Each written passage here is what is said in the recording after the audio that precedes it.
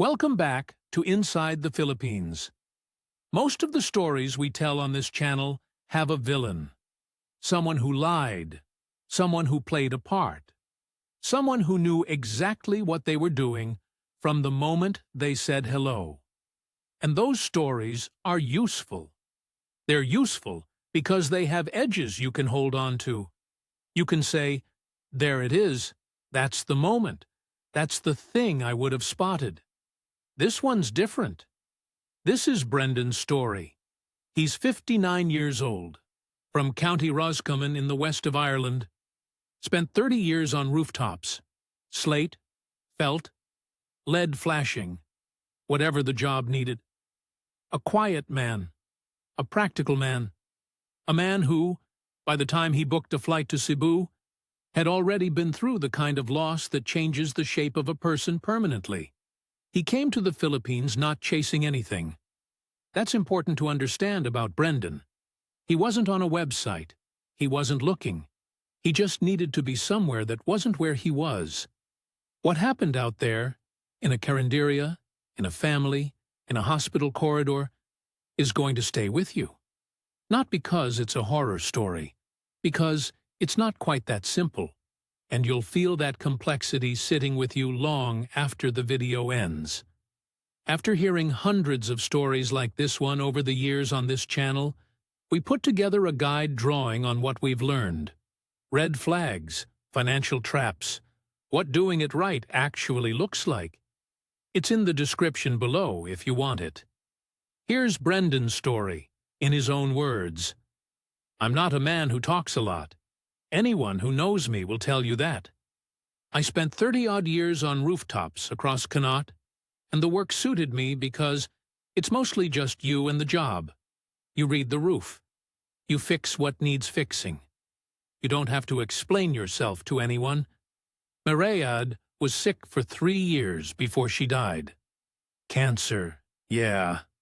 I won't go into the whole of it. What I'll say is that hospitals stop frightening you after a while.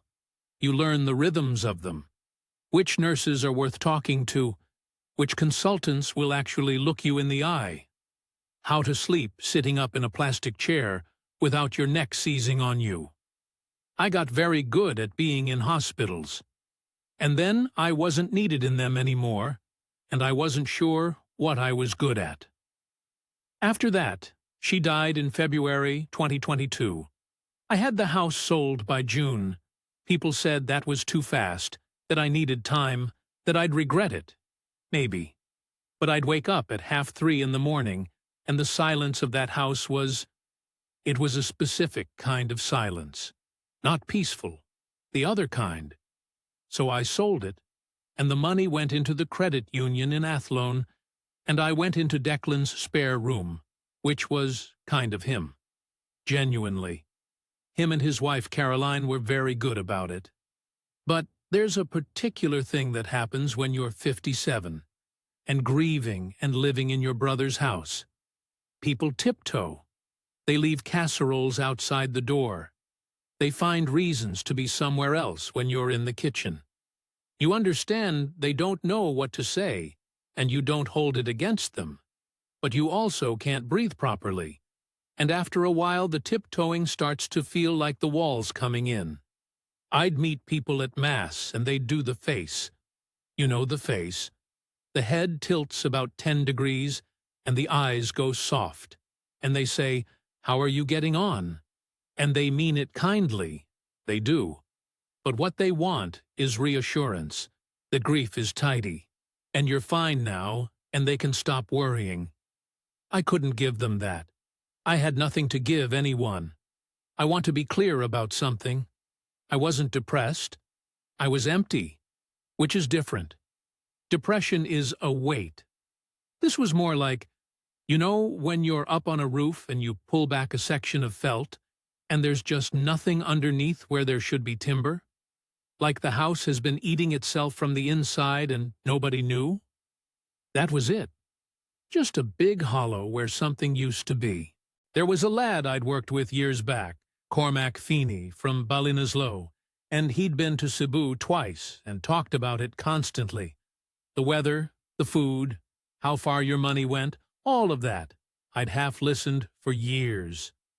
In October 2022, I found myself on the Ryanair website at 1 in the morning looking at flights to Dublin to connect onwards, and I thought, why not? Genuinely, that was the thought. Why not? It wasn't a plan. It wasn't hope. It was just that I needed to not be in Athlone, and going somewhere nobody had any idea who I was sounded like the closest thing to relief I could imagine. I wasn't looking for a woman. I want to say that plainly because it's true, and because I know how it sounds when a 57-year-old widower books a solo flight to the Philippines. I know how it sounds, but I wasn't. I was looking for heat and anonymity and the chance to eat breakfast without anyone doing the face at me. I landed in Mactan Cebu Airport on a Tuesday morning in October, and the heat hit me coming off the plane like opening an oven. Not unpleasant, just total and immediate, the way serious heat is. It doesn't negotiate with you. It just is. I got a grab to the guest house I'd booked near Mango Avenue, a decent enough place, clean, quiet, not a party spot, which was what I wanted. Dropped my bag, lay on the bed for an hour. Listened to the traffic and the roosters, yes, roosters, in the middle of the city, at 3 in the afternoon, I don't know, and then went out to walk. The first week, I did nothing. I walked. I ate whatever was in front of me and pointed at things when I didn't know the words. I sat in the plaza near the Basilica Minore del Santo Niño and watched people go in and out. The church was constantly busy in a way that surprised me. Not just Sundays, just all the time. People popping in for 10 minutes like you'd pop into a shop. I liked that. It wasn't how I was raised exactly, but I liked the ordinariness of it. I found the Carinderia by getting lost. I was looking for a mercury drug. I needed paracetamol. The heat was giving me headaches. And I took a wrong turn somewhere near IT Park and ended up on a narrower street with a row of small food places. The Carinderia had 2 plastic tables out front and a handwritten menu board and a smell coming from it that made my stomach respond before my brain did. I went in, ordered by pointing, sat on a stool that was slightly too small for me. I'm a big man, always have been, and ate rice with pork in a sauce I still don't know the name of. It was grand. Better than grand. I left a tip that was probably too large and walked back the way I'd come. I went back the next morning. And the morning after that. The woman running it was called Glenda. Her mother, Nanay Cora, worked alongside her, a small compact woman who moved with the efficiency of someone who's been doing the same job for 40 years and has removed every unnecessary motion. Glenda was 38, I'd learn later. She spoke careful, formal English, the kind you learn properly rather than pick up. Textbook English, precise, with none of the slang but all of the grammar. She didn't make a fuss of me. Didn't call me sir in that slightly performative way. Didn't ask where I was from and then recite facts about Ireland. She took my order, brought my food, refilled my water without being asked, and otherwise left me to it. I noticed the roof on my 4th visit. Water damage along the inside edge of the corrugated iron where it joined the wall. You could see where it had been running down and drying and running down again over a long time. Brown staining, slight warping. I'm a roofer. I can't not see these things. It's like asking a mechanic to ignore a sound an engine's making. I mentioned it to her. She said yes, they knew. She said it costs money. The way she said it wasn't complaint. It was just information, flat and factual, the way people state things they've accepted. I said I was a roofer. I said I had nothing else to do this week. I said I'd have a look if she wanted. She looked at me for a moment with an expression I couldn't quite read. Not suspicion, exactly. More like someone recalibrating something. She almost said no. I could see it. Then she said, "All right." So, the roof took 2 days. The first day I pulled back the damaged section along the front edge, maybe 2 meters of it, and the problem was straightforward enough. The felt underneath had gone, water had been getting in under the corrugated iron for probably 2 years, and the timber batten beneath was softening but not yet rotten. Fixable. I went to a hardware place on Osmana Boulevard and bought what I needed. The lad at the counter spoke good English and didn't overcharge me, which I half expected. The materials came to around $6,500, maybe $100. Nothing. Glenda came out while I was up there and stood below looking at me with the same expression she'd had when I offered, like she was still deciding something. She didn't say much.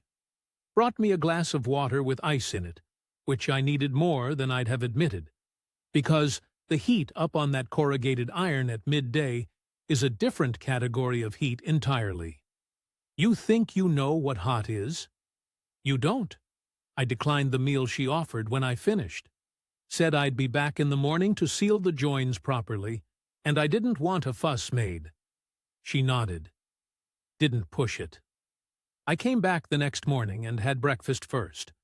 Rice and something she called tortang talong, which is a fried omelette with roasted aubergine in it.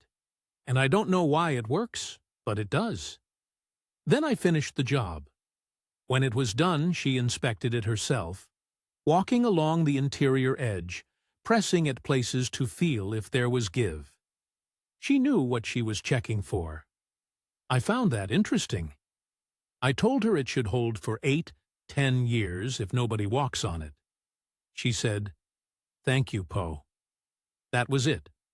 And then I came back the next morning for breakfast, because the tortang talong was good, and I had nowhere else to be. This is the part one find hard to explain to people, and I've thought about it a fair amount since. There was nothing romantic about it, nothing charged. We were 2 middle-aged people who'd both buried a spouse and both knew the weight of that, and we sat at a plastic table in the heat and talked in short sentences about nothing much, and it was the most comfortable I'd felt in 2 years. That's all it was. That's also everything it was. I learned, over those last 3 weeks of the first visit, that Glenda's husband, Rodel, had been a construction worker in Mandao. Fell from poorly secured scaffolding in 2018. No insurance. The company disputed liability for 2 years before settling for almost nothing. She'd kept the carinderia going through all of it, her and Nanay Cora, and she didn't tell me this to make me feel sorry for her. She told me because I'd asked about Rodel, and she answered. That's all. She talked about him the way I talked about Mariad, I noticed. Plain facts, small details, the way you talk about people you're not done grieving but have made a kind of accommodation with. Her daughter Precious came by at around 2:30 each afternoon, after school. 12 years old, neat uniform, serious face, sat at the back table with a notebook and did her homework before she'd even have a drink of water. Said hello to me politely the first time, then more or less ignored me, which I respected. She was clearly bright. You could see it in the way she organized her books before she started. Everything in order, particular about it. Nanay Cora watched me the whole time. Not unfriendly, just watchful. She'd had trouble come through that door before, or reckoned she might, and she wasn't going to relax about it on my schedule. Fair enough. If my daughter was a widow with a child, and a foreign man kept appearing at her place of business, I'd watch him too. On the second to last day of my visit, I asked Glenda if I could message her on WhatsApp. She thought about it for a moment, genuinely thought about it, didn't rush to say yes, which I noticed. And then she said yes, fine. I flew home to Dublin, connected to Knock, drove back to Athlone in Declan's car. The spare room was the same. The casseroles were the same. The thing that wasn't the same was that I had somewhere to be, at least in the sense that I had something to think about that wasn't the silence of the house in Roscommon. We didn't message constantly. That's an important thing to say, because I think people imagine these things go a certain way. Morning texts, long voice messages, declarations. It wasn't like that. We'd exchange maybe 2 or 3 messages a day, sometimes fewer. She'd send me a photo of something Precious had drawn for school.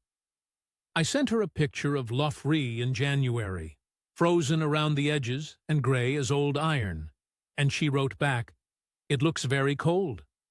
I wrote back, "It is very cold." That was a typical exchange. Video calls on Sunday mornings. My time. She'd be at the Carinderia, because she was always at the Carinderia. I'd be at the kitchen table in Declan's house, while Declan and Caroline were at Mass. We'd talk for maybe 40 minutes. About her week. About mine. Though mine was thin on material. She asked me once what I did on an ordinary day, and I had to really think about it. She never asked me for money. I want to be very clear about this because it matters to the story, and I know what you're thinking. Not once in 4 months did she suggest, hint at, or make reference to anything financial. Not for the Carinderia, not for Precious, not for Nane Cora's hip, which I wouldn't learn about until later. Nothing. I sent her $5,000 at Christmas, roughly $80, and I framed it as something for the Carinderia, a little extra, a kind of Christmas gesture. She thanked me simply and didn't make it strange. I'd read the forums before I went to Cebu. I know about the stories. The ones where the woman messages you first on Filipino Cupid, where the sick relative appears in week 2, where the money requests come in like a drip feed. I'd watched videos not unlike this one, actually. I knew the template. And here's what I told myself, and here's where I think the real story starts. If I'm being straight with you, I told myself that the template didn't fit. Therefore, I wasn't in a story. Because she hadn't approached me. Because she didn't flirt. Because she almost refused my help with the roof, and seemed faintly embarrassed when I persisted. Because the first money I sent was my idea, not hers. I was the one who went back to the Carinderia. I was the one who asked for her number. I had found her, not the other way round, and I held on to that like it meant something definitive, like it was proof. I think about that a lot now. The way the thing I found most reassuring, that she'd never asked for anything, might have been the most carefully constructed thing about the whole arrangement, or might not. That's the part one still can't fully untangle. I booked a return flight to Cebu for March 2023. The last 2 weeks of that first visit were different from the first 4. Not dramatically. Just I had somewhere to go in the mornings, and that turned out to matter more than I'd have predicted. I'd eat at the Carinderia most days. Glenda would serve me and then get on with things. She was never idle, always moving, restocking the bain-marie, doing the accounts in a small notebook, talking to the vegetable supplier who came round at 10. We'd talk when there was a natural gap in the work. Not for long. She'd ask about Ireland, the way someone asks who's genuinely curious and not performing curiosity. What's it like in winter? Is it really always raining? Do people still farm the land the way they used to? I'd answer, and she'd listen, and then Nanay Cora would need something, and she'd go. I asked her about Rodel one afternoon. Carefully, the way you do when you're not sure if you're opening something that should stay closed. She didn't flinch. She told me about him plainly, how they'd met, that he'd been a careful man, not a reckless one, that the accident was a failure of the scaffolding company and not of him. She said she'd been very angry for a long time after at the company, at God a little bit, at the particular randomness of it. Then she said she wasn't angry anymore, just tired of it. And she changed the subject. And that was that. I found that familiar. The tiredness of it. The way grief stops being an event and becomes a texture. I met Precious properly in that second week, by which I mean she acknowledged me in more than a polite minimum. She was doing a project on Irish mythology for school. I don't know how that happened, some curriculum thing. And she asked me if Sue Chulin was real. I said, not exactly. She said that was a disappointing answer. I said I agreed. She went back to her notebook. But after that, she'd say hello, like she meant it when I came in. And occasionally she'd ask me something, and I'd answer, and she'd consider it seriously before moving on. 12 years old, and already more measured than most adults I'd worked with. Francis came by most afternoons. He drove a jeepney on the IT Park SM City route, and he'd stop in after his last run, have a coffee, talk to his mother and sister in Cebuano. He shook my hand the first time with a good firm grip and looked at me directly, which I respected. He didn't go out of his way to chat, but he wasn't cold either. He was just assessing. Fair enough. I'd have done the same. The day before I flew home, I asked Glenda if I could message her on WhatsApp. I was aware of how that sounded, and I didn't dress it up. She looked at me for a moment. That same look she had when I'd offered to fix the roof, like she was making a decision she'd stick to.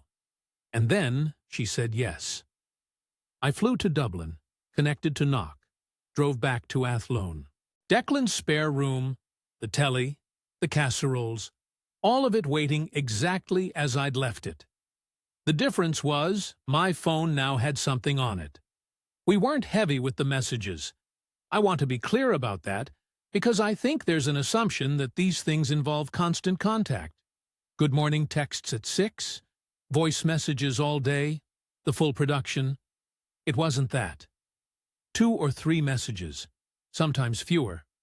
She'd send me a photo of something Precious had done for school, a drawing of the Cebu Cathedral, a maths certificate. I sent her a photograph of Lough Ree on a January morning, the edges gone gray and the sky lower than it had any right to be. And she sent back, "It looks very cold." I wrote, "It is very cold."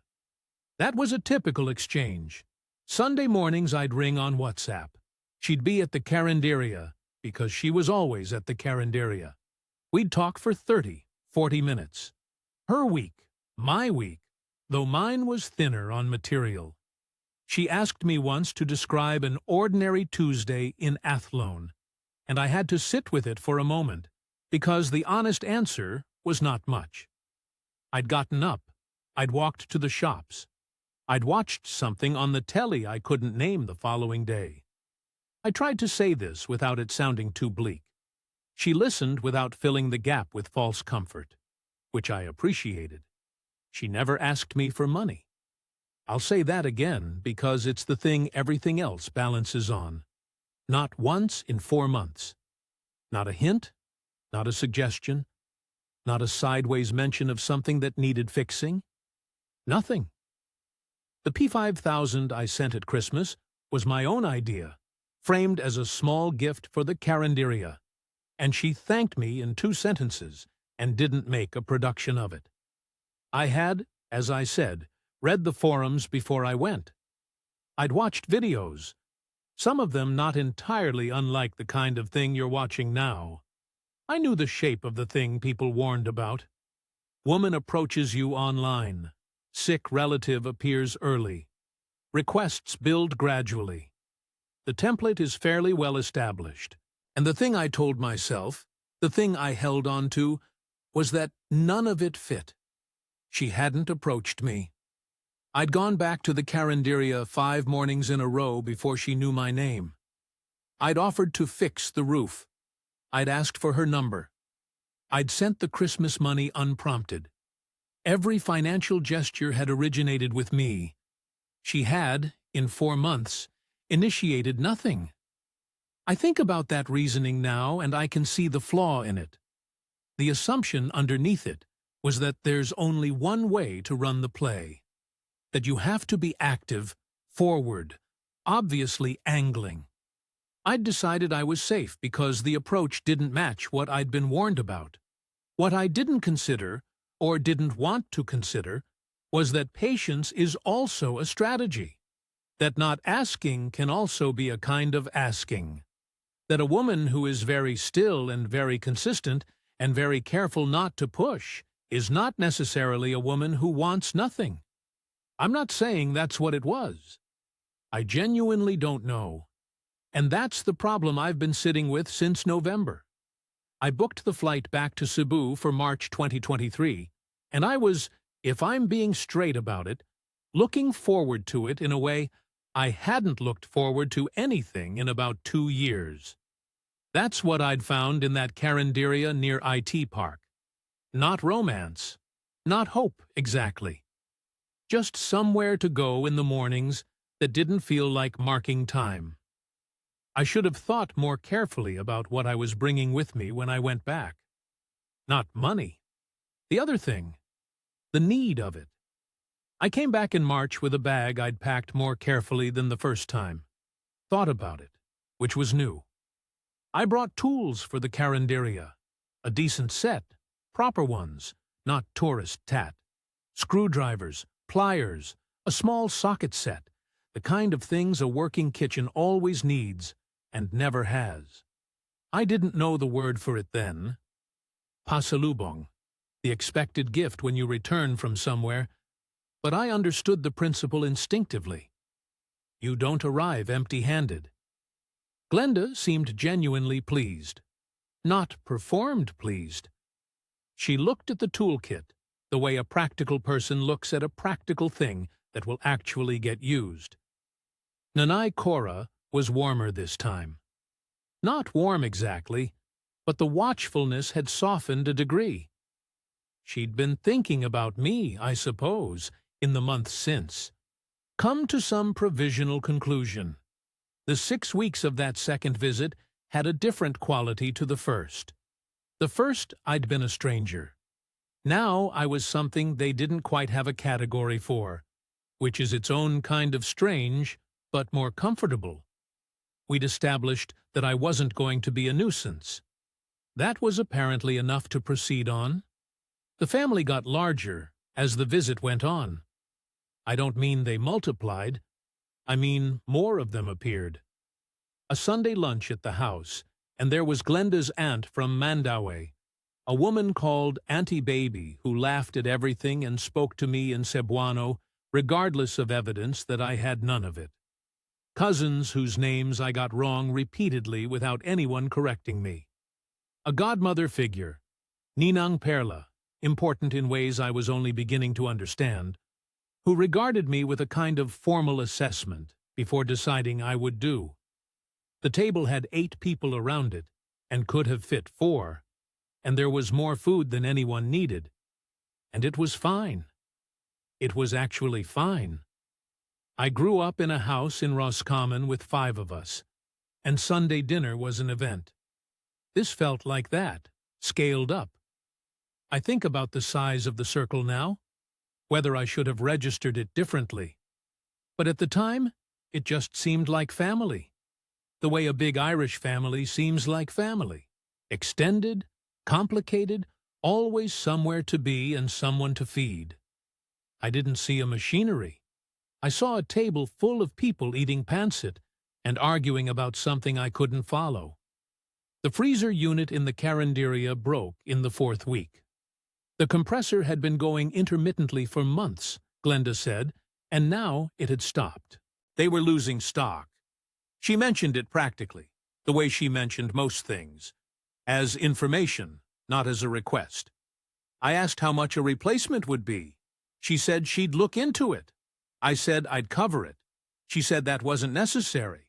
I said I know. The unit cost peachy $8,000, about $450. We went together to an appliance shop on Colin Street, and I paid for it, And that was the first time money had moved from me to her for something concrete and specific, rather than as an abstract gesture like the Christmas gift. It didn't feel like a threshold at the time. It felt like a freezer. But I notice now that the freezer was the first thing. After the freezer came everything else, each thing reasonable on its own, each thing fitting the same pattern of practical necessity rather than personal request. I'm not sure she planned it that way. I'm not sure she didn't. I proposed in June. We were sitting outside after dinner. And it wasn't romantic. It was a warm evening, and there were roosters somewhere nearby doing what roosters do at all hours. And a neighbor, 2 houses down, had karaoke going. Some ballad I didn't recognize. And I just said it. Quietly. No theater. I'm not a theatrical man. She was quiet for a moment. Then she said yes. I'm 58 years old, and I was not expecting to feel what I felt when she said that. I had not planned to feel it. But there it was. We married in August, civil ceremony at the local civil registry office, which is the only legally recognized marriage in the Philippines, though families often have a church blessing afterward and consider that the real one. We had the civil part and a lunch after at a private room in a restaurant near Ayala Center, Cebu, about 30 people, and the food was good, and Francis gave a short speech in Cebuano that Glenda translated for me in pieces, and which seemed to be about hard work and God's timing.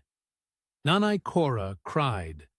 Precious sat beside me at the table, and at one point, very quietly, called me Kuya Brendan, which is a respectful term, something like Big Brother, and then immediately looked like she wasn't sure she should have.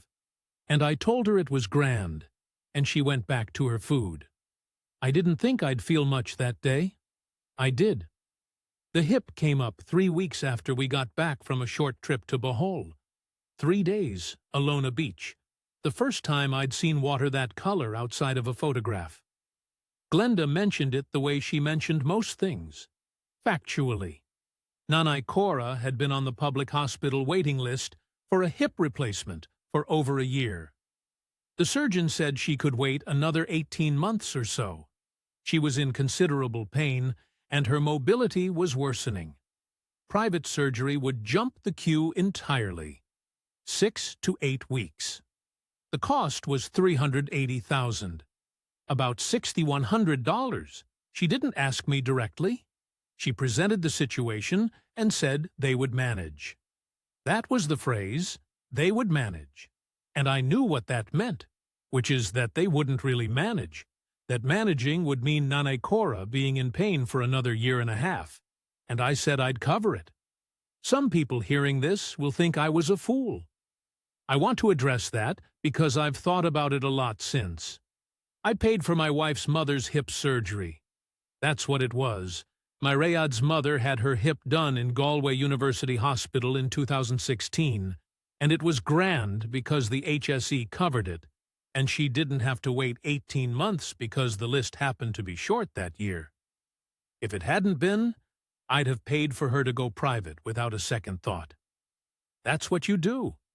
Nanay Cora was now my mother-in-law. The logic was identical. The difference, and this is the thing I keep coming back to, is that in Ireland, that would have been one thing. One surgery, done, recovered. Here, it was the second thing after the freezer, and both things were reasonable, and I didn't yet know how long the queue was.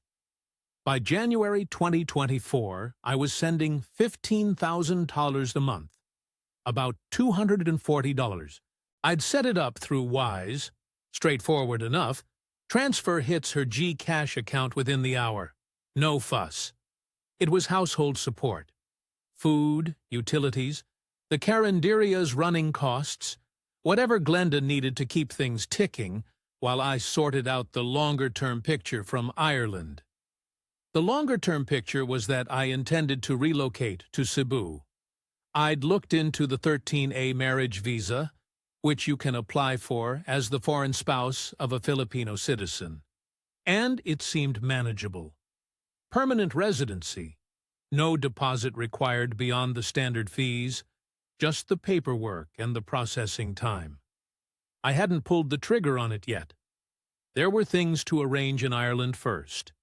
The rental on my Roscommon place, a few bits with the credit union.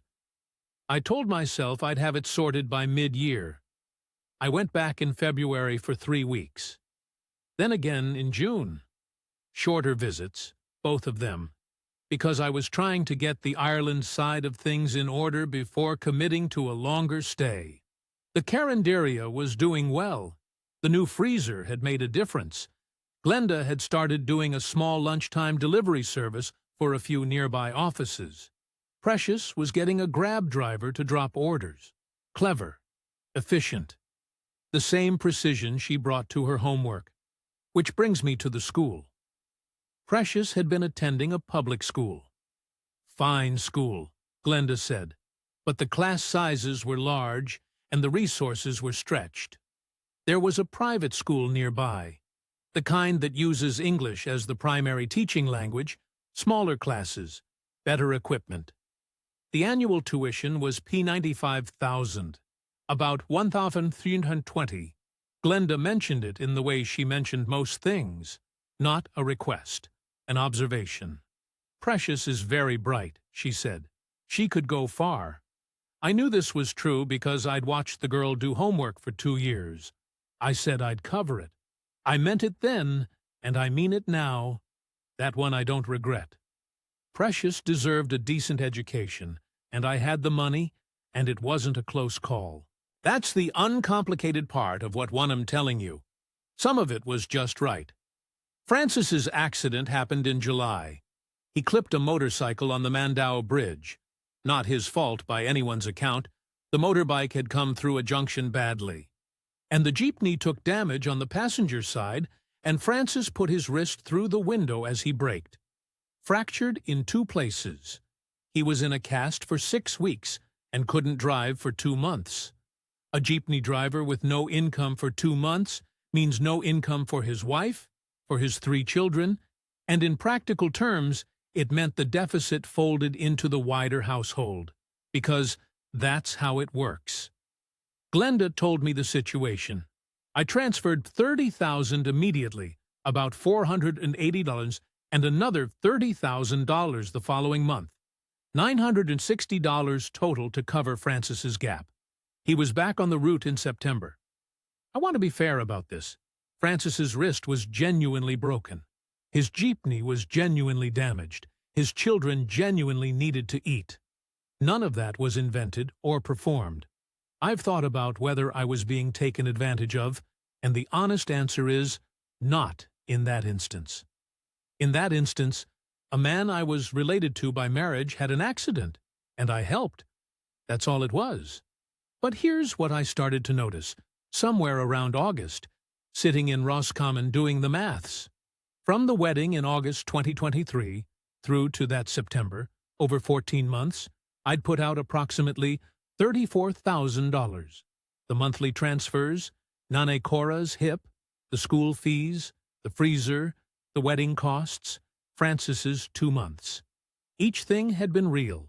Each thing had been in isolation, the kind of thing a decent person does when they have the means, and someone they're connected to has a need.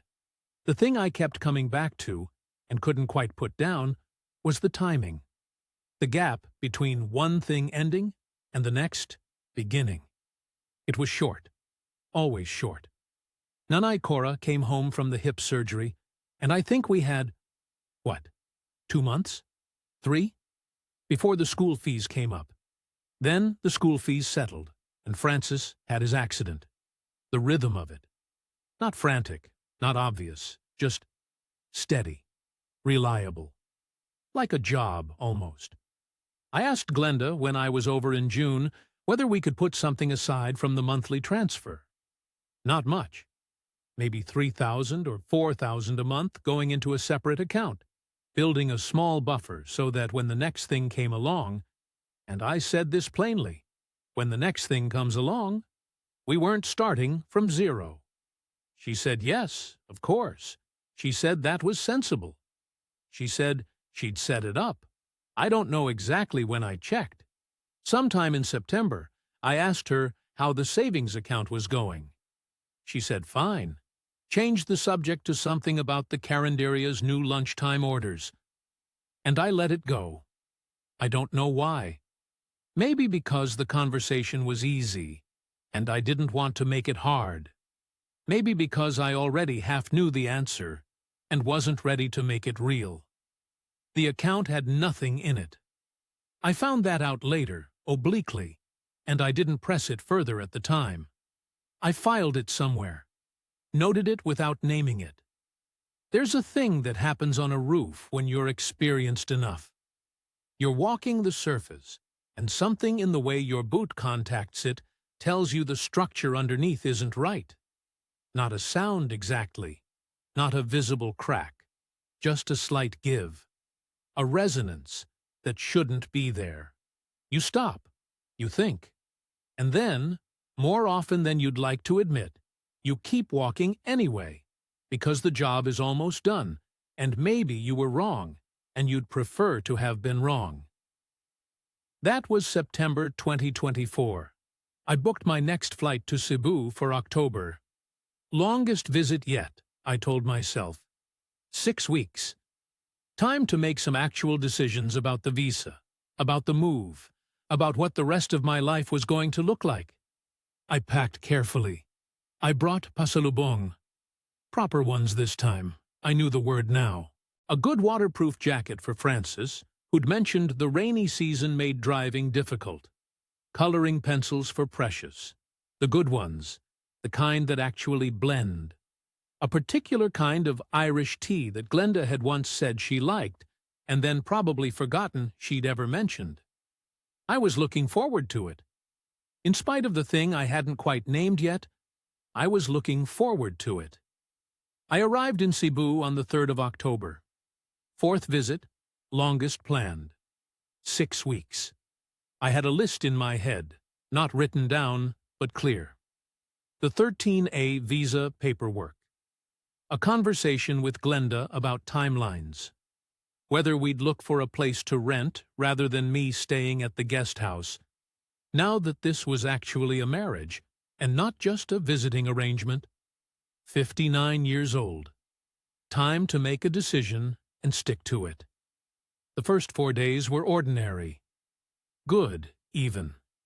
The Carinderia was busy with the lunch delivery business Glenda had built up. Precious came home from school and showed me a maths test she'd scored top marks on without any preamble or self-congratulation, just placed it on the table in front of me and waited to see what I thought. I told her it was excellent work. She nodded and went to get changed out of her uniform. Normal. Domestic. The kind of thing I'd stopped expecting to have. On the morning of the 7th, Glenda woke me at 2:30. She was in pain, abdominal, severe, the kind that had her doubled over in the bathroom and couldn't say more than a few words together. I've seen enough to know what needs a hospital and what doesn't. This needed a hospital. I got a grab. The streets at that hour are quiet enough that we were at Chonghua Hospital on Fuente Osmeña in under 15 minutes. They took her quickly. Acute appendicitis, the registrar told me. Surgery within the hour. Caught before rupture. Which was the good news. He said it in the brisk way Filipino medical staff deliver information, efficient and clear. I said, thank you. I found a seat in the waiting area. I've sat in hospital waiting rooms before. I know how to do that. You find a chair that's not too close to the television, and you settle in, and you don't watch the clock because watching the clock is what makes it feel long. Glenda was out of surgery by 6 in the morning. Recovering well. Private room, 3 days, no complications expected. The bill would be around $120,000, roughly $1,900, and I paid the deposit at the counter before I went to find her. She was groggy that first day, and we didn't talk much. Her best friend Maricel arrived at lunchtime and took over in the way a close friend does, adjusting the pillow, talking softly in Cebuano, pouring water. I stayed for a few hours and then went back to the guest house to sleep.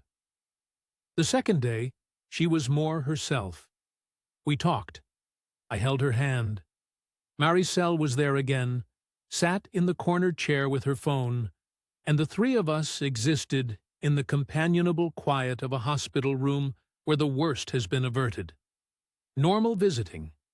Normal afternoon light coming through the window. The hospital had that particular smell, antiseptic and something floral underneath it, an air freshener somewhere. And I sat in the plastic chair beside her bed and thought that hospitals are the same everywhere, really. Just the language on the signs changes. The third day, I left the guest house a bit earlier than usual.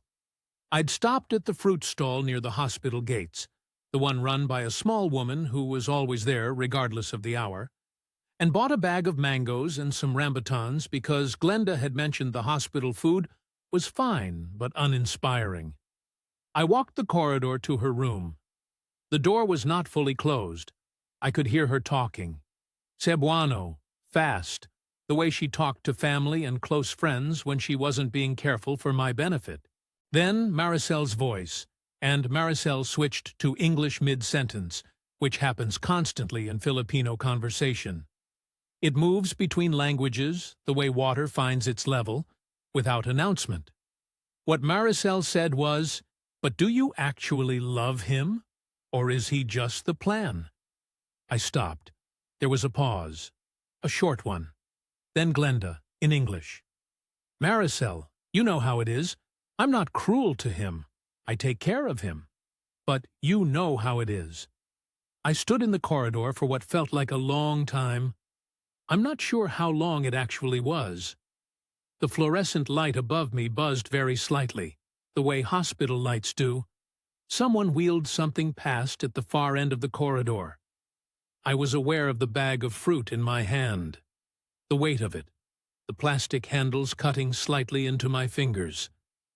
Then I pushed the door open. I put the fruit on the tray table.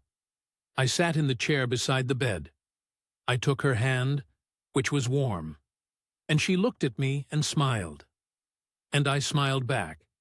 And neither of us said anything about what had just happened in the 12 seconds before I walked in the room. She said, "You're early today." I said, "Thought I'd get ahead of the traffic." She said, "The mangoes look good." I said, "They had rambutans too." And that was it. That was the conversation. I came back the following morning, and the morning after. She was discharged on the afternoon of the third day, and I drove her home in a grab, and helped her up the steps, and made sure she was settled, and Nane Cora had the medication schedule written down clearly. I stayed 3 more weeks after that, the full 6-week visit, as planned. I helped with the carinderia when I could. I ate breakfast there in the mornings. I sat with Glenda in the evenings. I did not say a word about the corridor. I've thought about why since then. The honest answer is that I didn't know what to say. Not because I was cowardly. Well, maybe partly because I was cowardly, but also because I genuinely didn't know what the right question was. Do you love me? Seems like the question, but we were past the point where a yes would have settled anything, and I wasn't sure I wanted to hear the no. Was this a transaction? Also seems like the question, but the answer was so obviously both yes and also more complicated than yes that I couldn't see what confronting it would achieve. I'm a man who reads structures. I stand on a roof, and I work out what's underneath by how it feels. And what I felt in that corridor was that the structure was not what I'd thought it was. That was all I knew for certain. Everything else was still open. I flew home at the start of November. We said goodbye at the guest house because she was still moving carefully, and I told her not to come to the airport. She said she'd message when I landed. She did. I flew home on the 4th of November. Dublin Airport at 6 in the morning, Irish November pressing down outside the windows. That particular gray that you forget about when you're somewhere warm, and then remember all at once when you land. I got the bus to Houston, the train to Athlone, a taxi to Roscommon Town. My own place now, at least. Small rental, 2 bedrooms, a kitchen that faced a wall. Better than Declan's spare room. I put my bag down. I made tea. I sat at the kitchen table. I didn't ring a solicitor. I didn't post on any forums. I'd seen those forums. Men processing their losses in public. The bitterness of it. The way it curdled into something that was really about more than the woman or the money. That wasn't what I wanted. I just sat with the thing for a few weeks, the way you sit with a job you've assessed and need to think through before you touch it. I went through the money, not to punish myself, more because it's what I do. You check the work. You account for everything. Over roughly 2 years, from the wedding costs through to Glenda's hospital bill, I'd put out approximately $36,000.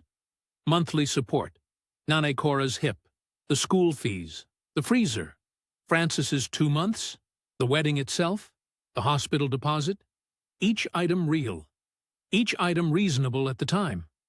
The house money, the $155,000 from the Roscommon sale, was still largely intact in the credit union. I am not a ruined man. I knew that. I kept turning that over, wondering if it should make me feel better, and finding that it didn't particularly, and then wondering what that said about what I'd actually lost. I looked into the annulment. The Philippines has no divorce. That's not something most people know before they get into it. And the annulment process is the only legal path out of a marriage there.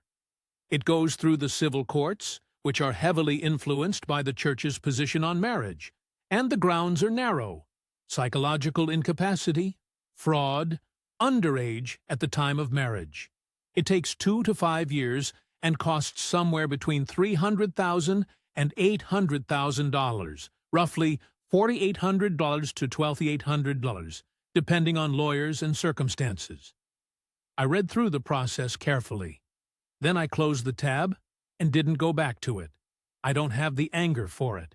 And without the anger, I couldn't see the point of spending that kind of money and that kind of time to end something that had already ended in a hospital corridor on the 9th of October. I'm still technically married to her. That's the legal reality. There's no clean resolution available to me that doesn't cost a fortune, and several years I don't particularly want to spend on it. So I leave it. She rang on my birthday. The 22nd of November. Sounded pleased to hear my voice. Genuinely, I think, in the way that I've had to accept, is both real and insufficient. We talked for 15 minutes. She asked if the weather was cold. I said yes. She said Precious had got top marks in her end-of-term English exam. I said that was great. She said the Carinderia was busy with the Christmas orders. I said that was good. We said goodbye, and I put the phone down and sat there for a while. Here's what I keep coming back to. She was never cruel to me. I want to say that clearly because I think the story I've told you could be heard as a story about a cruel woman, and I don't think that's accurate. When Nane Cora came home from the hip surgery, it was Glenda who changed the dressings every morning, who managed the medication schedule, who sat with her mother through the recovery, who kept the Carinderia running at the same time without complaint or drama. The care she gave her family was real, consistent, daily, not performed. And she took care of me too, in her way. Not in the way I'd hoped, but in her way. She was never unkind. She was never cold. When I was in Cebu, she made sure I was fed. She included me in things. She didn't make me feel like a stranger in a house I was partly funding. There was warmth there. I'm not going to sit here and tell you there wasn't, because there was. But warmth, and you know how it is, are not the same thing. And I knew, the moment I heard it, that they weren't. If you're watching this and you're thinking about going to the Philippines, or you're already there, already in something, here's what I'd say to you. For whatever it's worth, from a 59-year-old roofer from Roscommon who should have known better, but didn't quite. Don't look for the scammer. The scammer is easy to spot. Look for the plan. Look for the pattern. Look for whether every problem resolves just long enough for the next one to form. Look at whether the savings you suggested are actually being saved. Look at whether the family gets larger at the same rate as your commitment does. These things don't announce themselves. They arrive as practical necessities, one at a time, and each one is reasonable, and the unreasonable thing is the sum of them over time. And understand this: a person can like you. A person can be genuinely not cruel to you. A person can take care of you in real ways and still have made a calculation about what you are and what you're for. That's not a Filipino thing. I want to be clear about that. That's a human thing. But the Philippines will give you conditions where it's very hard to see the difference, because the need is real, and the warmth is real, and the family obligations are real, and it all looks the same from inside it, until you're standing in a corridor holding a bag of fruit, and you hear 6 words that you can't unhear. Mariad would have known. I've thought about that a lot since November. She'd have sat across from Glenda in that carinderia the first week, and she'd have known. She was always the one who read people. I was always better at the quiet. I was 57 years old and empty, and I went somewhere warm where nobody knew me. And I found someone who was kind to me and needed something I had. And I mistook the combination of those two things for something it wasn't entirely. That's the story. That's my part in it. That's enough. And that's where we'll leave Brendan's story here on Inside the Philippines. It's not the biggest loss we've covered on this channel. It's not the most dramatic. There's no villain who disappears with everything, no moment where the whole thing is revealed as a performance from start to finish. And that's exactly why it stays with you. Because the stories without clean villains are the ones that don't resolve neatly in your head afterward. Brendan isn't angry. He's not even sure he was deceived exactly. He's just a man sitting with a complicated thing, trying to work out what was real and what was arrangement, and finding that the honest answer might be both at the same time, all the way through. Filipino family obligation is real. The need that drove Glenda's decisions was real. The warmth she offered was, in its way, real. None of that makes you know how it is into something it isn't. But it does mean the story resists the simple telling. And life usually does too. If Brendan's story felt familiar to you, if you recognized something in the pattern of it, the way each thing seemed reasonable until you added it all up, we put a guide together from everything we've learned on this channel. The patterns that show up again and again across all these stories, gathered in one place.